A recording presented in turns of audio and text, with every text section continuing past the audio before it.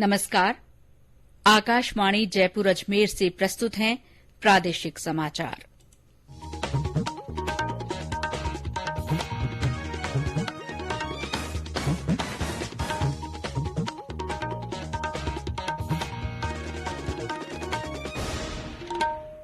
मुख्य समाचार।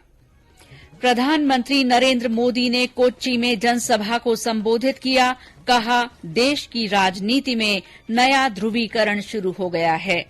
प्रधानमंत्री कल कोच्चि शिपयार्ड में देश के पहले स्वदेश निर्मित विमान वाहक पोत आईएनएस विक्रांत का जलावतरण करेंगे।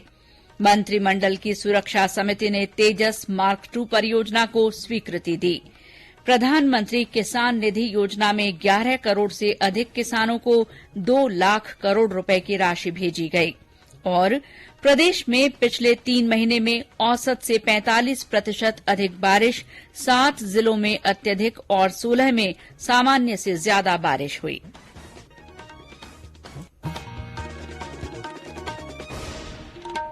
समाचारों के साथ मैं शीला चावला और अब समाचार विस्तार से।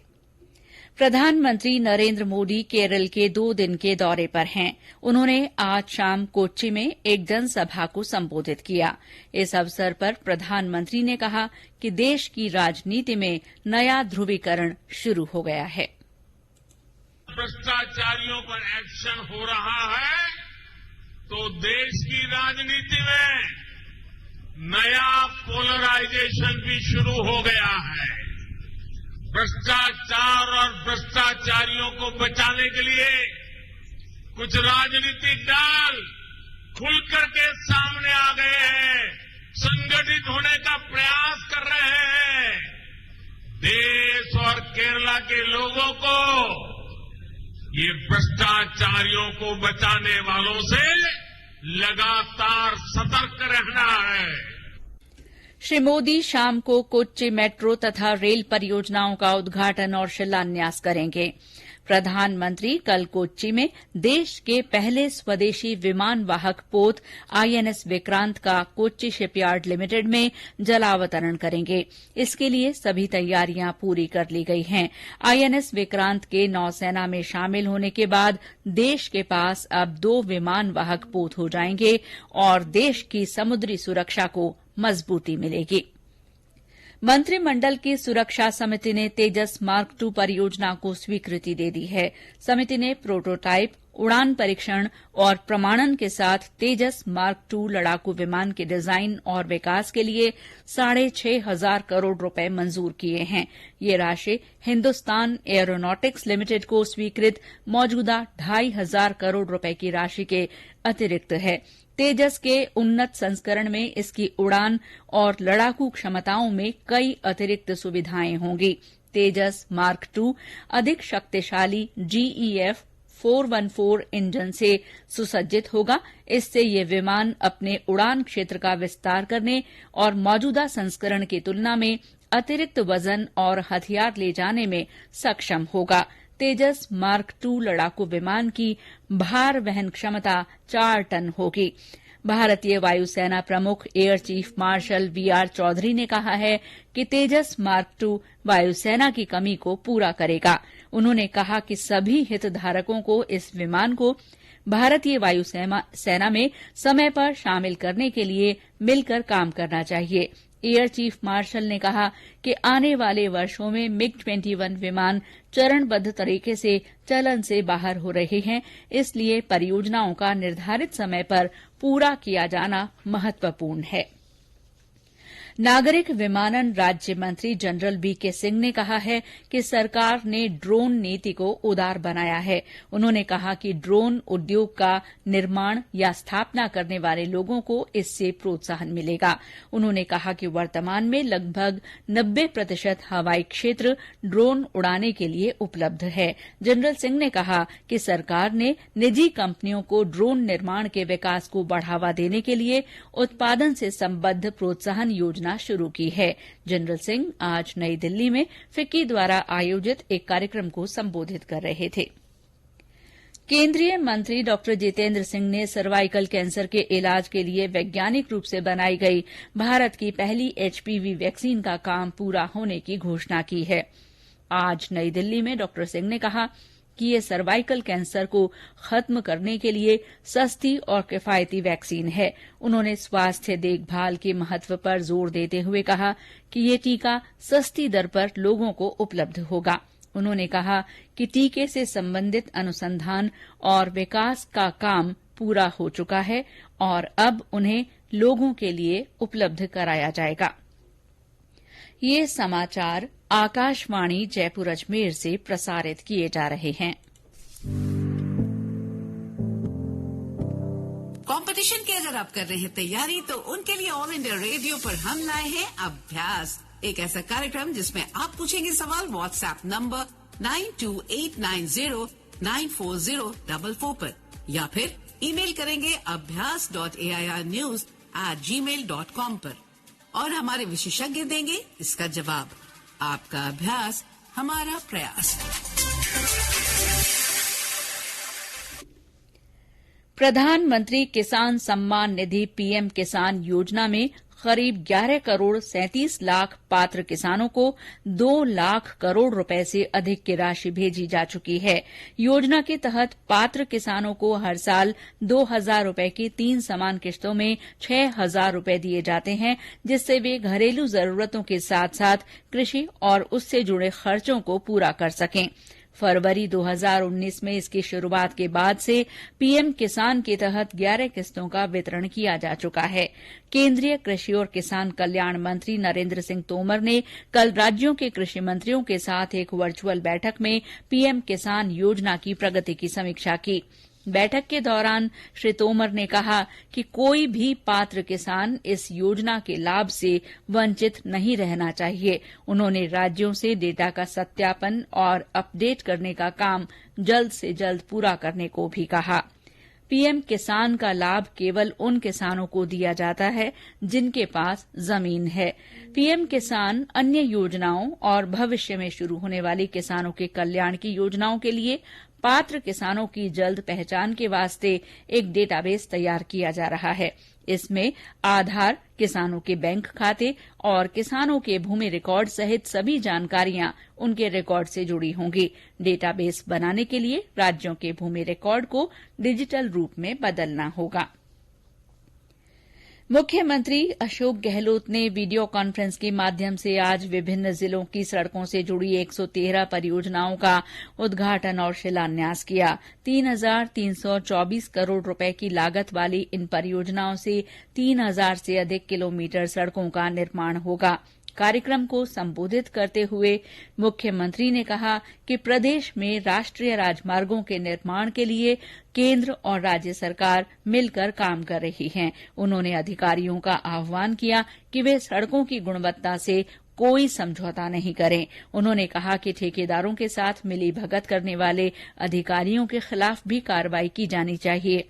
मुख्यमंत्री ने राज्य में बढ़ती सड़क दुर्घटनाओं पर चिंता प्रकट की और कहा कि जल्द ही इंटीग्रेटेड ट्रैफिक मैनेजमेंट सिस्टम लागू किया जाएगा।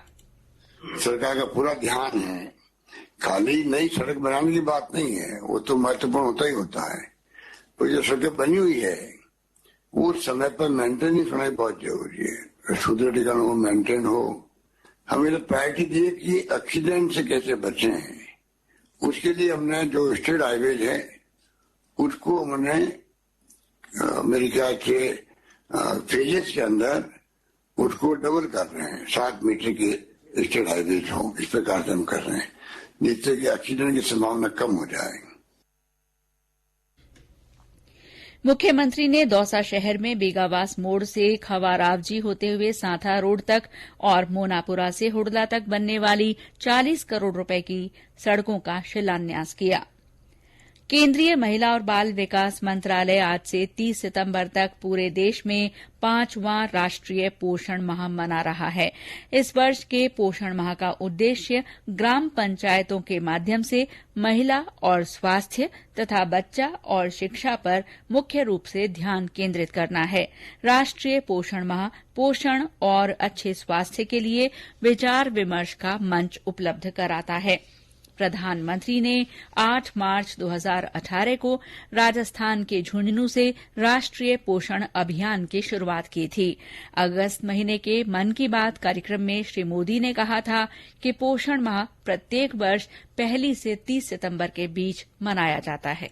सितंबर का महीना त्योहारों के साथ साथ पोषण से जुड़े बड़े अभियान को भी समर्पित है। हम हर साल 1 से 30 सितंबर के बीच पोषण माह मनाते हैं। कुपोषण के खिलाफ पूरे देश में अनेक क्रिएटिव और डाइवर्स एफर्ट्स किए जा रहे हैं। टेक्नोलॉजी का बेहतर इस्तेमाल और जन भागीदारी भी पोषण अभियान का महत्वपूर्ण हिस्सा बना है। देश में लाखों आंगनवाड़ी कार्यकर्ताओं को मोबाइल डिवाइस देने से लेकर आंगनवाड़ी सेवाओं की पहुंच को मॉनिटर करने के लिए पोषण ट्रैकर भी लॉन्च किया गया है। प्रदेश में भी आज से पोषण माह के तहत विभिन्न गतिविधियां शुरू हुई। भारतीय खाद्य निगम जयपुर में आज से राष्ट्रीय पोषण माह मना रहा है। 12 में सभी आंगनबाड़ी केंद्रों पर सुपोषण दिवस मनाया गया। भीलवाड़ा में चिकित्सा विभाग और आयुर्वेद विभाग पोषण माह में जन जागरूकता कार्यक्रम आयोजित करेंगे। बाड़मेर जिले में भी पोषण जागरूकता के लिए कई कार्यक्रम आयोजित किए जा रहे हैं। केंद्रीय संचार ब्यूरो प्रादेशिक कार्यालय जयपुर की ओर से पोषण माह के दौरान ऑनलाइन पौष्टिक रेसिपी प्रतियोगिता का आयोजन किया जा रहा है। प्रतियोगिता में भाग लेने के इच्छुक प्रतिभागी 3 से 6 वर्ष तक के बच्चों के लिए पौष्टिक व्यंजन की अपनी रेसिपी का वीडियो इंस्टाग्राम रील या फेसबुक शॉर्ट वीडियो के रूप में बनाकर 30 सितंबर तक ईमेल कर सकते हैं। और अब मौसम। प्रदेश में इस बार मानसून की रिकॉर्ड बारिश हुई है। पिछले 3 महीने में 539.9 मिलीमीटर बारिश हुई, जो औसत से 45% ज्यादा है। इससे पहले 1944 में इन 3 महीनों में 611 मिलीमीटर बारिश हुई थी। प्रदेश के 7 जिलों में अत्यधिक बारिश, 16 जिलों में सामान्य से अधिक और 10 जिलों में सामान्य बारिश हुई है।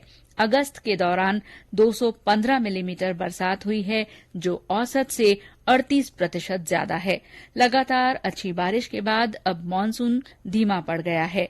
मौसम विभाग के अनुसार ये स्थिति 10 दिन रहने के आसार हैं। इस बार प्रदेश के बांधों में पानी की अच्छी आवक हुई है। जयपुर, अजमेर, पाली और टोंक जिलों के कई गांव तथा शहरों की 1.25 करोड़ से ज्यादा आबादी के लिए अगले 2 साल तक के पीने के पानी का इंतजाम हो गया है। इस बीच प्रदेश में पिछले कुछ दिनों से दिन और रात के तापमान में 2 से 3 डिग्री सेल्सियस तक की बढ़ोतरी हुई है। गर्मी और उमस ने लोगों को परेशान करना शुरू कर दिया है। कल 19 जिलों में रात का तापमान 25 डिग्री सेल्सियस या उसके ऊपर दर्ज हुआ।